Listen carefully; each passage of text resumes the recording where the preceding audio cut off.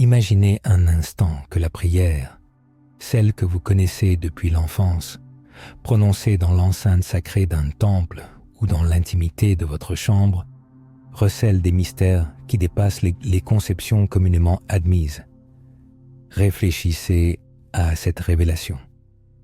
Et si le Notre Père, l'une des prières les plus célèbres au monde, n'était pas un simple assemblage de mots, mais un code spirituel, une formule cosmique, reliant l'âme humaine à l'intelligence divine, supposons que chaque phrase, chaque mot et même chaque pause de cette prière ait été méticuleusement conçue pour éveiller en vous des forces jusqu'alors insoupçonnées. Restez avec nous dans ce voyage, car la révélation finale ne fera pas seulement vaciller vos connaissances établies, mais pourrait aussi transformer à jamais votre compréhension de votre lien avec le divin. Bienvenue dans cette exploration de la sagesse ancienne, des significations cachées et des vérités oubliées.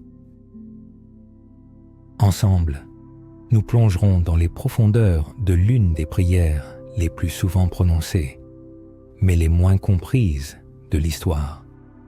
Le Notre Père est qualifié de prière universelle. Pourtant, peu réalisent que ces vers renferment une carte de la conscience humaine, la clé de l'alchimie intérieure et la porte vers un état d'être supérieur. Avant de poursuivre, marquez une pause. Ce que vous êtes sur le point de découvrir pourrait transformer à jamais votre perception de la spiritualité. La vérité sur le Notre Père ne se trouve pas en surface. Ce n'est pas une simple formule pieuse, répétée machinalement. Au contraire, c'est un enseignement habilement élaboré, attribué à Jésus, mais dont les racines plongent dans des traditions plus anciennes, fusionnant le mysticisme juif, les pratiques spirituelles orientales et les principes ésotériques universels.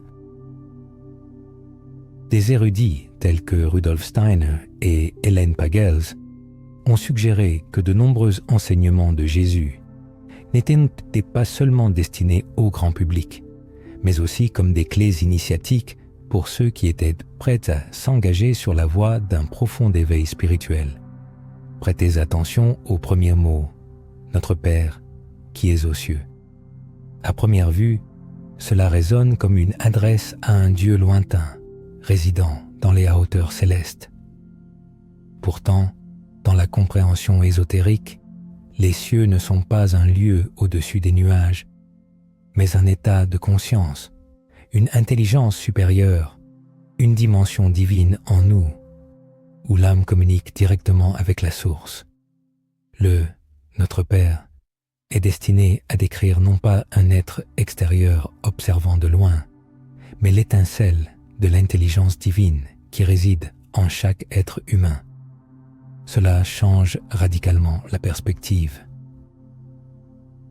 La prière cesse d'être une supplication à une divinité lointaine pour devenir un rappel de notre connexion intime avec l'essence divine en nous.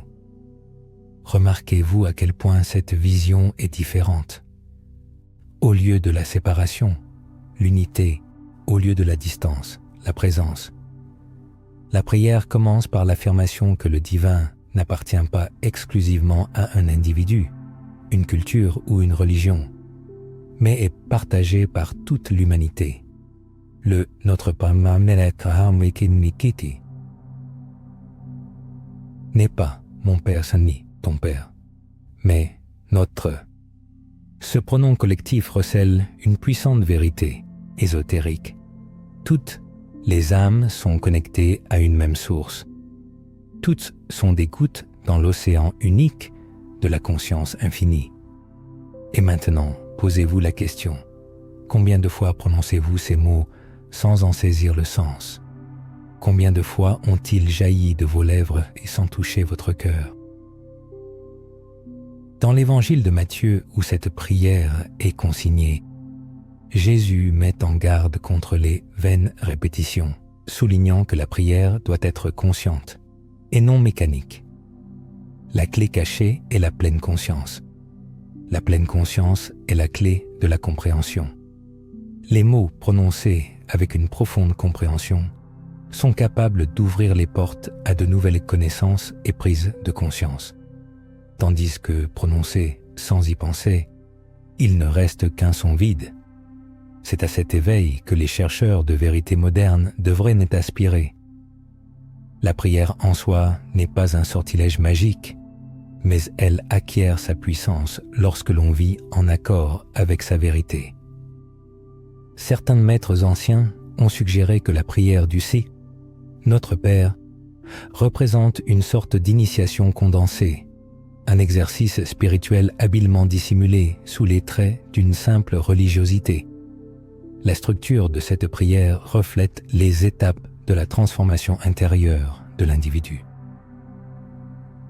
Elle commence par la reconnaissance de la présence divine, puis passe à l'alignement avec la volonté divine, suivie d'une demande de subsistance, de pardon, de libération et de protection contre les forces destructrices. Progressivement, pas à pas, la prière conduit l'âme humaine du souvenir de son origine à sa libération finale. Ce n'est pas une coïncidence, mais une architecture spirituelle méticuleusement conçue. Imaginez à quel point une telle compréhension peut être révolutionnaire. Au lieu d'une répétition passive de mots appris par cœur, la prière devient une pratique active d'expansion de la conscience. Chaque ligne de la prière est comme une graine qui, avec la réflexion et une compréhension approfondie, peut germer en sagesse et en force intérieure. Que se passerait-il si l'on commençait à vivre chaque phrase du « Notre Père » comme une réalité en soi et non comme de simples mots lointains et abstraits? Quelle transformation pourrait s'opérer dans les pensées, les émotions et les vibrations de l'âme? Ce n'est que le début du chemin. Nous allons ensuite plonger dans les couches cachées de cette prière pour en révéler la sagesse antique, inscrite dans chaque phrase. La dernière révélation sera la plus puissante, unissant tout et dévoilant un secret que beaucoup n'osent pas prononcer ouvertement. La structure du « Notre Père » est conçue de telle sorte que chaque phrase sert de marchepied, menant du « moi » terrestre aux sphères supérieures de l'esprit. Cette prière n'est pas un simple ensemble de requêtes aléatoires, mais une séquence méticuleusement élaborée, un ordre sacré destiné à harmoniser le corps, l'esprit et l'âme avec le principe divin. En l'écoutant attentivement, on peut percevoir qu'elle s'écoule comme un voyage mystique qui commence dans les cieux de la conscience et descend vers les besoins quotidiens de la vie humaine, pour ensuite s'élever à nouveau vers la transcendance. Que ton nom soit sanctifié. Ces mots semblent simples, mais ils renferment toute une philosophie. Dans les traditions anciennes, le nom n'était pas qu'une désignation, mais la représentation de l'essence, de la vibration et de l'identité. Dans le mysticisme juif, le nom sacré de Dieu était considéré comme si saint qu'il ne pouvait être prononcé à voix haute, car il portait en lui la fréquence même de la création. Sanctifier le nom divin ne signifie pas seulement le respecter par des mots, mais reconnaître la sainteté de l'essence divine en toute chose. Chaque particule de l'univers vibre de ce nom sacré. L'honorer, c'est s'éveiller à la conscience que le divin est présent dans tous les aspects de la vie. Si l'on croit sincèrement que le nom divin est sanctifié dans toute la création, comment notre regard sur les autres et sur nous-mêmes en sera-t-il transformé? C'est plus qu'une simple expression de louange, c'est un appel à vivre avec révérence, à voir le sacré en toute chose. L'être humain honore-t-il l'essence divine dans son cœur, ou l'oubliait-il souvent, distrait par le tumulte mondain? Réfléchir à cela peut inspirer d'autres personnes sur leur chemin spirituel. Que ton règne vienne, Cette phrase, à première vue, semble tourner vers un avenir lointain, comme si le royaume céleste ne devait advenir qu'après la mort terrestre. Cependant, les enseignements ésotériques proposent une autre interprétation, affirmant que le royaume n'est pas simplement un lieu, mais un état de conscience. L'Évangile de Luc rapporte les paroles de Jésus. De Jésus, le royaume de Dieu est au-dedans de vous. Quelle révélation frappante! Cette prière n'est pas une demande pour quelque chose de lointain, mais un appel à éveiller le royaume divin, déjà caché dans les profondeurs de l'âme. C'est un rappel que les cieux ne sont pas une destination, mais une réalité que nous incarnons ici et maintenant, lorsque nos aspirations coïncident avec le Tning, avec la volonté divine. Et cela nous mène naturellement à la ligne suivante. Que ta volonté soit faite sur la terre comme au ciel. C'est sans doute la phrase la plus difficile pour l'ego humain. Elle nous appelle à la capitulation, non pas au sens de la défaite, mais au sens de l'acceptation. La volonté divine n'est pas un ordre extérieur, mais le flux naturel de l'harmonie universelle. Quand notre monde intérieur reflète l'équilibre des cieux, alors la terre, incarnant la vie matérielle, en devient le reflet. Des mystiques comme Maître Eckhart soulignent que la véritable prière n'est pas une tentative de forcer Dieu à changer la réalité selon nos désirs, mais une transformation de soi jusqu'à ce que nos désirs s'harmonisent avec la volonté divine. Réfléchissez, combien de fois résistons-nous à la vie, nous accrochant à nos attentes? Que se passerait-il si, au lieu de lutter contre le courant, nous laissions la vie s'écouler dans la direction de l'intelligence divine? Ce n'est pas de la passivité, mais une profonde sagesse, l'art de vivre en accord avec le grand tout. Remarquez comment la prière évolue. Elle commence dans les sphères des cieux, de la conscience et de la volonté divine, puis descend vers les besoins humains, reconnaissant que la spiritualité n'est pas seulement transcendance, mais aussi une vie pleine et entière dans ce monde. Donne-nous aujourd'hui notre pain de ce jour. À première vue, c'est une simple demande de nourriture, mais les traditions profondes révèlent une autre dimension. Le pain, dans le symbolisme biblique, représente souvent la connaissance, la sagesse et la nourriture spirituelle. Dans le judaïsme mystique, la manne céleste n'était pas seulement une nourriture physique, mais un enseignement spirituel nourrissant l'âme. Jésus lui-même a dit « Je suis le pain de vie ». Ainsi, lorsque nous prions pour le pain de ce jour, il ne s'agit pas seulement de survie physique, mais aussi de satiété spirituelle quotidienne. Chaque jour, l'âme a faim, tout comme le corps, et de même que le pain nourrit la chair, la sagesse nourrit l'esprit. Réfléchissez, ne satisfaisons-nous que nos besoins physiques, ou nourrissons-nous aussi notre âme de vérité, de contemplation, de connaissance supérieure? Notez la séquence. Nous reconnaissons d'abord le divin, puis nous nous alignons sur la volonté divine, et seulement ensuite nous formulons nos besoins, tant physiques que spirituels. C'est un ordre profond qui nous enseigne que lorsque nous plaçons le divin en premier, le monde matériel prend sa juste place. Des érudits, tels que Karen Armstrong et Huston Smith, ont souligné que des prières similaires portent un archétype universel, que l'on retrouve dans de nombreuses cultures. Les hymnes égyptiens anciens, les mantras hindous et les sutras bouddhistes suivent souvent le même modèle: reconnaissance du divin, soumission à l'ordre cosmique et demande de subsistance et de guidance. La prière du « À notre Père » dépasse le cadre de la tradition chrétienne, offrant une clé universelle qui résonne puissamment dans diverses cultures. La phrase « Donne-nous aujourd'hui notre pain de ce jour, renferme une profonde sagesse, rappelant l'importance du moment présent. Dans un monde moderne rempli d'anxiété et de distractions, ce rappel est particulièrement précieux. La véritable vie spirituelle ne réside pas dans les regrets du passé ou les peurs de l'avenir, mais dans la conscience de ici et maintenant. Comme le disait le mystique Eckhart Tolle, le pouvoir est dans l'instant présent.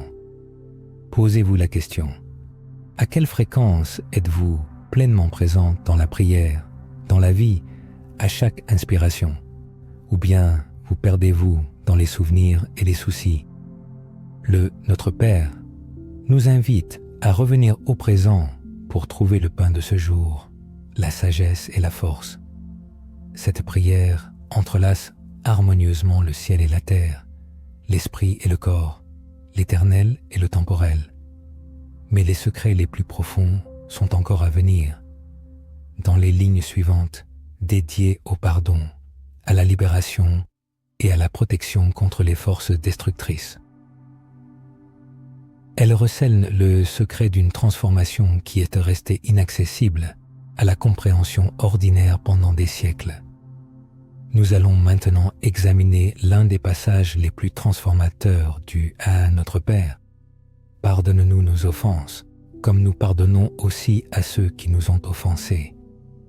À première vue, cela peut sembler une simple instruction morale, nous exhortant à traiter les autres comme nous aimerions être traités. Cependant, en examinant cette phrase à travers le prisme de la sagesse ésotérique, nous découvrons un sens beaucoup plus profond. Il s'agit de la loi de la réciprocité, un principe spirituel qui régit le flux d'énergie dans l'univers. Le pardon n'est pas seulement un acte de bonté envers autrui, mais une puissante force alchimique. Pardonner, c'est briser les chaînes qui nous lient non seulement à l'offenseur, mais aussi à la blessure elle-même. En nourrissant la rancune, nous buvons pour ainsi dire du poison, espérant que l'autre en souffrira. Les mystiques anciens comprenaient que le pardon est le chemin vers la liberté, la libération des liens de l'énergie karmique, permettant à l'âme de s'élever sans entrave. Il est important de noter la structure conditionnelle de cette ligne. Pardonne-nous, comme nous pardonnons. C'est le principe du miroir. La mesure de la grâce que nous accordons aux autres détermine la mesure de la grâce que nous recevons dans notre vie. Ce n'est pas une punition, mais un alignement des flux énergétiques. L'énergie que nous émettons nous revient. Rappelons les paroles du Bouddha. S'accrocher à la colère, c'est comme saisir un charbon ardent avec l'intention de le jeter sur quelqu'un d'autre. C'est vous qui vous brûlez. Réfléchissez un instant. Qui, dans votre vie, vous reste-t-il à pardonner? Peut-être n'est-ce pas quelqu'un d'autre, mais vous-même. Combien d'entre nous vivent en portant le fardeau de la culpabilité, du regret et de la honte? Cette prière nous rappelle que le pardon divin est inextricablement lié à notre volonté de pardonner. Non pas parce que Dieu retient son amour, mais parce qu'un cœur fermé est incapable de le recevoir. C'est là le secret mystique. Lorsque nous pardonnons sincèrement, nous devenons co-créateurs de la réalité divine. Nous nous recréons. Le pardon n'est pas l'oubli, mais la transformation de la douleur en sagesse, des blessures en force, de l'amertume en compassion. C'est un travail intérieur qui permet aux cieux de se manifester sur terre, au sein de notre propre âme. Une lecture attentive de la prière nous transporte dans le domaine des épreuves humaines, où nous sommes confrontés aux défis de notre existence. Ne nous soumets pas à la tentation, mais délivre-nous du mal. Cet appel a suscité des débats pendant des siècles parmi les théologiens et les philosophes, soulevant la question « Comment un Dieu aimant pourrait-il soumettre quiconque à la tentation. Cependant, une attention particulière à la langue originale, l'araméen et le grec, révèle une compréhension plus profonde. Le mot traduit par « et » tentation peut aussi signifier épreuve ou un test. Ainsi, il ne s'agit pas d'un Dieu nous poussant au péché, mais d'une reconnaissance que la vie elle-même est pleine d'épreuves. La prière devient une supplication pour la force de ne pas succomber à ces épreuves, de ne pas se noyer dans les illusions de la séparation et de l'égoïsme. Dans les traditions mystiques, le mal n'est pas une entité démoniaque, mais une distorsion de l'énergie divine, une manifestation de l'ignorance, de la peur et de l'éloignement de la source spirituelle. La délivrance du mal signifie la libération des illusions qui nous retiennent captifs, l'éveil à la vraie réalité. Les textes gnostiques parlent d'échapper aux archontes, forces d'ignorance qui obscurcissent l'esprit humain. Les philosophies orientales décrivent cela comme une libération de la Maya, le voile des illusions. Cultures différentes, mais essence commune. La liberté spirituelle advient lorsque nous réalisons la vraie nature des choses. Remarquons comment la prière passe des besoins personnels à une lutte cosmique, reconnaissant l'opposition entre la lumière et l'obscurité, la conscience et l'ignorance, l'amour et la peur. Elle nous offre un bouclier, une protection. Prononcés avec pleine conscience, ces mots deviennent non pas une simple requête, mais un appel à la protection divine, un rappel que la présence divine est toujours plus forte que toute force des ténèbres. Il est bon de s'arrêter pour réfléchir. Quelles sont nos propres tentations? Non seulement le désir de l'interdit, mais aussi la tentation de rester endormi, de vivre inconsciemment, de répéter des cycles douloureux. Quelles illusions nous retiennent captifs? Comment notre vie changerait-elle si nous demandions chaque jour à en être libérés? À ce stade, la structure de la prière devient plus claire. Elle commence aux cieux, dans la sphère de la conscience divine, puis descend sur terre, touchant les besoins et les difficultés humaines. Elle nous mène à travers le pardon, les épreuves, la libération, et remonte dans la gloire, complétant le cercle. Ce schéma n'est pas fortuit. C'est le reflet du chemin de l'âme, origine, descente, lutte et retour. Les mystiques, à travers les siècles, ont vu ce même schéma dans les mythes, les rituels et les pratiques spirituelles. La prière reflète le voyage de la vie elle-même. Des chercheurs, comme Mircea Eliade, ont noté que les prières et les rituels répètent souvent le voyage archétypal du héros, l'appel au divin, la descente dans les épreuves, la transformation par la lutte et le retour à la lumière. Le « Notre Père » ne fait pas exception, c'est une carte miniature de l'aventure de l'âme humaine. Imaginons que nous prononcions cette prière, non pas comme une routine apprise, mais comme un voyage conscient. Ressentons comment nous nous élevons, descendons, luttons, et nous relevons à chaque ligne. Cela transforme la prière en méditation, en un pèlerinage intérieur. Il n'est pas étonnant que les anciens maîtres aient si soigneusement préservé son sens profond. Elle n'a jamais été destinée à être un simple ensemble de mots, mais un chemin vivant vers l'illumination. Cependant, le secret le plus profond attend encore son heure. La prière se termine par une doxologie solennelle, car c'est à toi qu'appartiennent le règne, la puissance et la gloire, au siècle des siècles. Ce n'est pas une simple conclusion formelle, mais une révélation culminante, un retour triomphal à la source première, une affirmation de l'éternité divine inébranlable. Mais c'est précisément dans cette conclusion que réside la clé la plus secrète, ce puissant mystère qui relie tous les éléments de la prière, ouvrant des horizons de compréhension jusqu'alors peu connus. Dans la dernière partie de ce récit, ce secret suprême sera révélé, une vérité cachée, passée inaperçue pendant des siècles, une vérité capable de transformer non seulement notre perception de cette prière, mais aussi l'essence même de notre existence terrestre. Ainsi, nous arrivons aux dernières lignes de la prière du « Notre Père », des mots qui résument tout, car c'est à toi qu'appartiennent le règne, la puissance et la gloire au siècle des siècles. De nombreux chercheurs notent que cette doxologie est absente des plus anciens manuscrits des évangiles et a été ajoutée plus tard à la liturgie chrétienne. Mais indépendamment de son authenticité, sa présence ici n'est pas fortuite. Elle contient la dernière clé pour comprendre le sens profond de la prière. Au début de la prière, nous tournons notre regard vers les cieux, notre Père qui est aux cieux. Ensuite, nous nous plongeons dans le tumulte de la vie quotidienne, demandant le pain quotidien, le pardon des péchés, la protection contre les tentations. Nous traversons les épreuves et les ombres, et enfin, à la fin, nous revenons à la lumière éternelle, proclamant la suprématie du principe divin.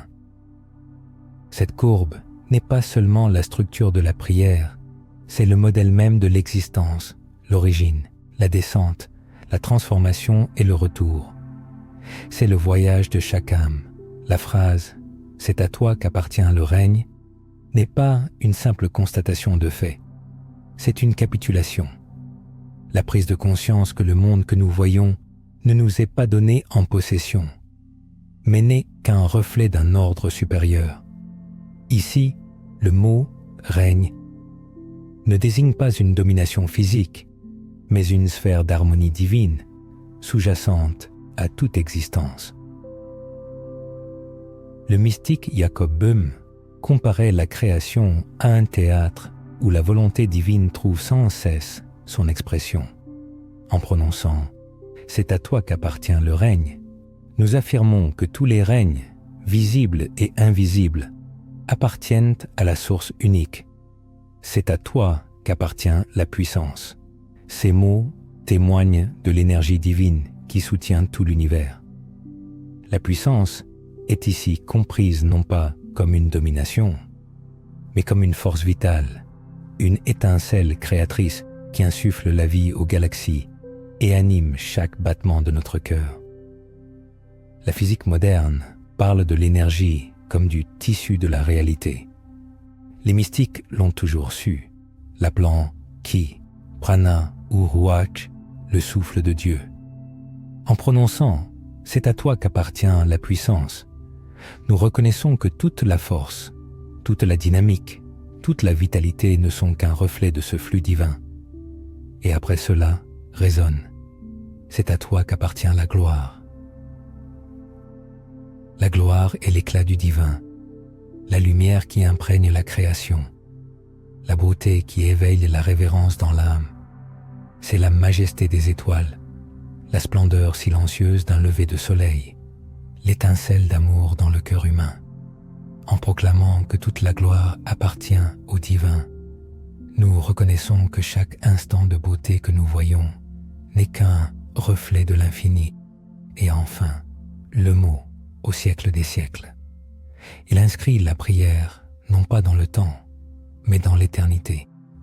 Il affirme que les vérités que nous invoquons ne sont pas transitoires, ni éphémères, mais éternelles.